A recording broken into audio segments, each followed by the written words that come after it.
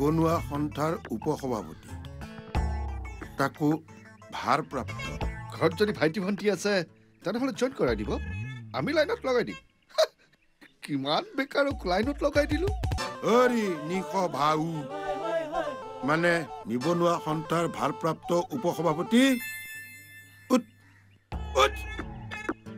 গাৰ আগত খং দেখুৱাইছে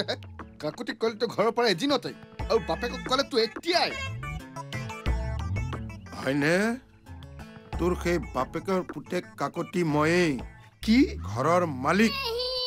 ভালে ভালে ঘৰ খালী কৰ ৰ'বচোন ইমান খং কৰিছে কিয় মোৰেই ঘৰত থাকি